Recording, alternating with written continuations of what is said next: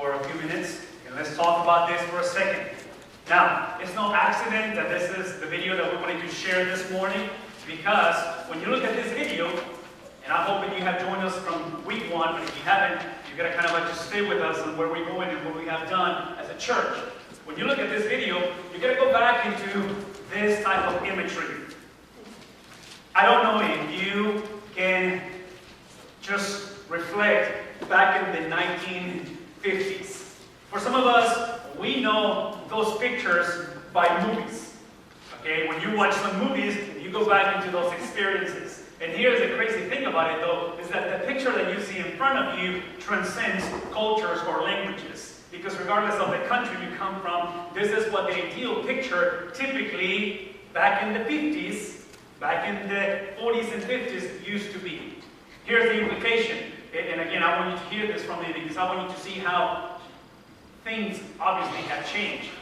When you look at the 50s and you look at that picture, based on what happened in those days, 65 of 100 kids, 65, and we're looking at ages between 15-year-olds and younger, back in the 1950s, 65 of 100 kids, they lived with both parents. Now, here's the implication, because I want you to go back to the picture, okay? When I say both parents, what I did not put on the screen, but I want you to get in your system, is that typically was the bread making. The man worked, and she was, anybody wants to complete that statement? Where was she? Home. All right, this is 1950s, people, come on, stay with me. So 65 of 100 kids, they had married parents with a bread-making dad and a stay-home mom. Anybody remembers those days? All right. In the 1950s, 18 of 100 kids, 15-year-olds and younger, they lived in a two-income family. That implies that 18 of the 100 kids, they actually had parents who both worked. That's what it's implying. In the 1950s, one kid, 15-year-old and younger, out of 350 kids, lived with a never married mother. I'm sorry, I'm not crushing your heart right now. I'm just waking you up into a beautiful Sunday to a reality that is alarming, right? Because I'm fixing to show you the radical change of our culture. In today's culture, I just gave you the 1950s. In today's culture, 22 out of 100 kids, 15 years old and younger, they actually live with both parents. From 65, it went down to 22. And then in today's culture, 23 out of 100, they live with a single mom, and half of those moms, they have never been married. 7 out of 100 kids today, they live with a cohabitating parent. In other words, they're living with another man or woman who is not their biological father. More than likely, maybe the father, I don't know, can go either way, but ultimately they're not married. 6 out of 100, they live with a single parent or grandparents. And 34 out of 100 kids today, they live in double-income married parents, which again, just going back into this marriage, in a dual-income scenario. Now, if you look at your handout, we're going into week 4, which is called For This Reason. For this reason. And obviously, when you look at our culture, when you look at what's happening, I feel that our culture, when it comes to the family, based on the confusion of marriage and the transitions of marriage, which by the way, just keep this in mind.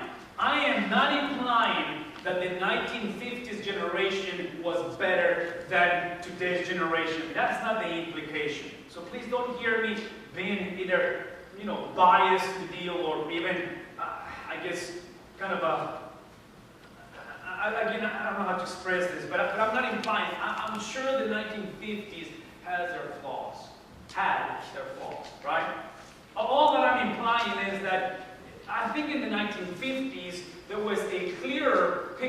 about the family.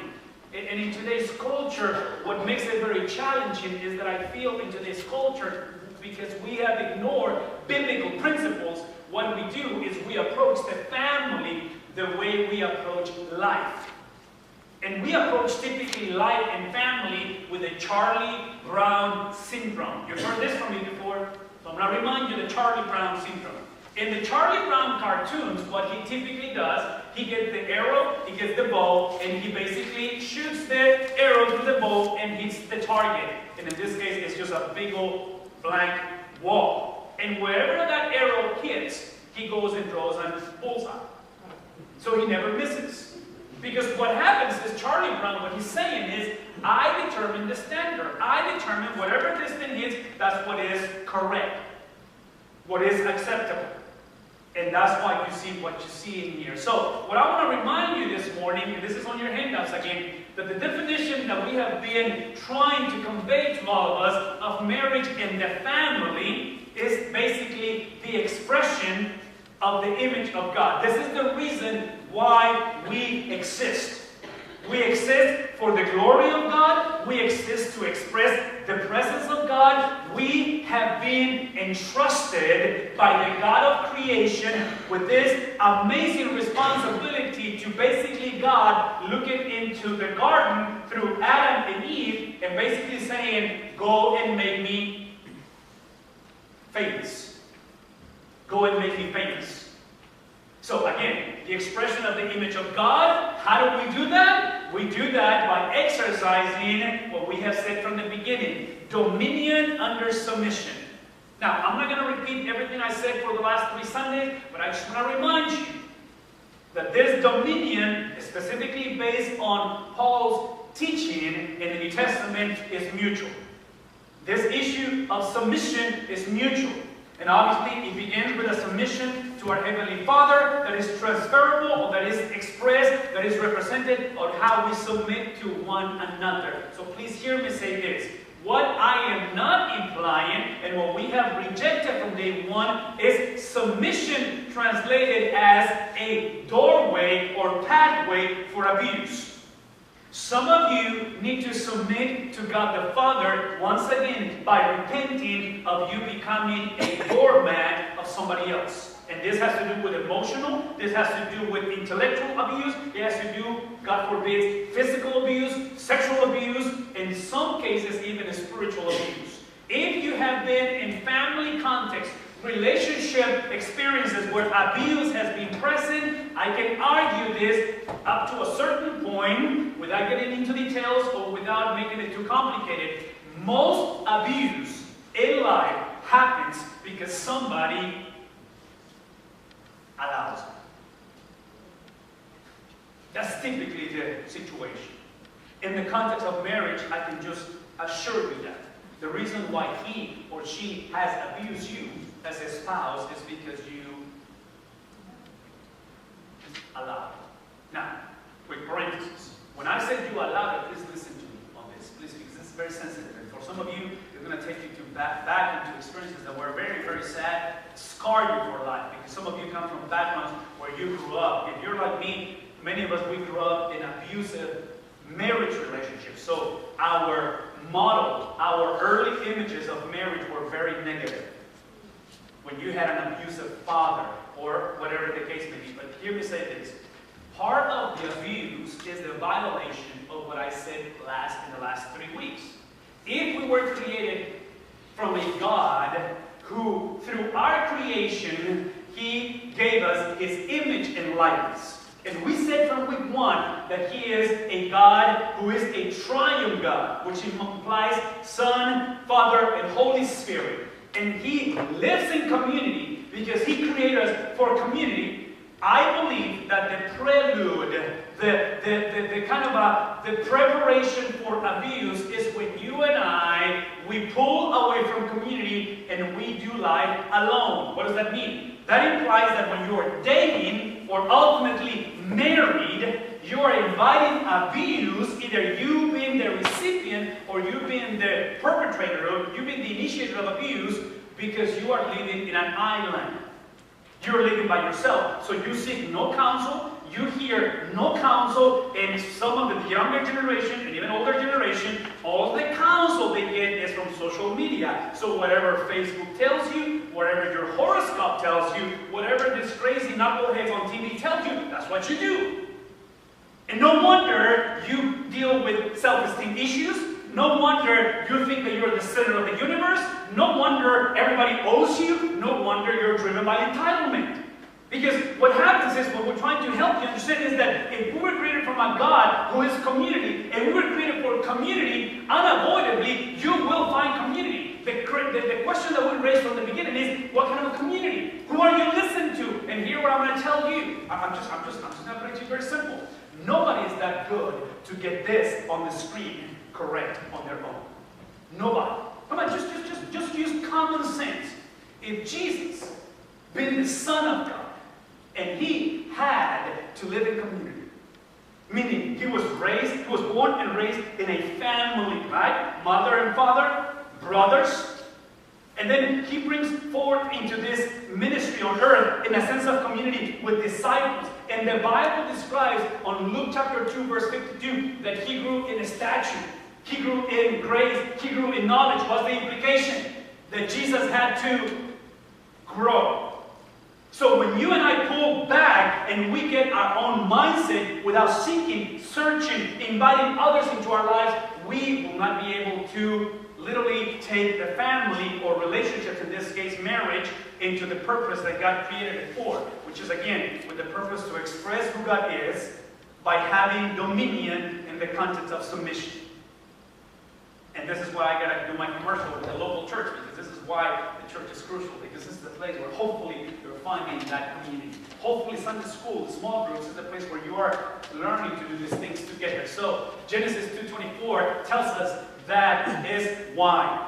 That is why man has to go, has to move, has to detach from his father and his mother.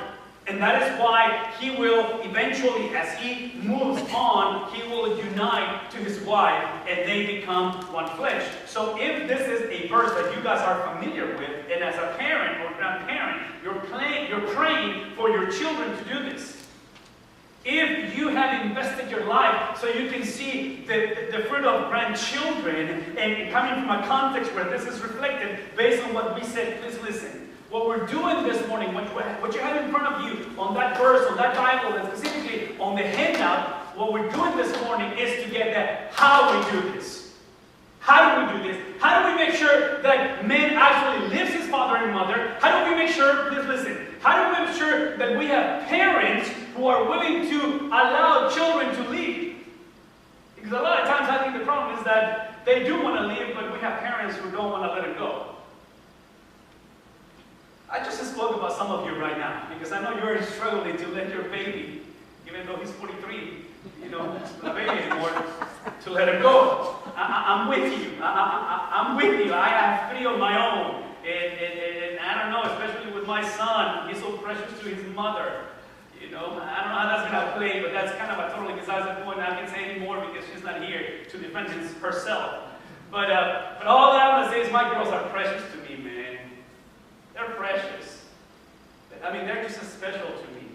And if parenting is about letting them go, the question is how to do this. And this whole marriage, which was designed for procreation, and we're describing this, leaving the father and mother, and then the purpose that they will unite to a wife, then they will eventually become one flesh. So here's what I want to say to you. Marriage has to be spelled out as legacy, based on what we just said. In other words, this is where you have to pay attention to how this leading and being united from 2:24 Genesis, apparently, because Adam and Eve had no parents to live from, it seems to me that the Bible is implying that it was given to them so they can train their children to do this. Let me say that one more time. Since Adam and Eve had no parents to lead from, to depart from, right? It seems to me that the challenge that God has given to this couple, to parents, is to say, I want you to train a generation who understands that if the definition of marriage is for for you to express the essence of God, who God is, the holiness, the righteousness of God through relationships, it has to begin with the understanding that you must detach from and connect to.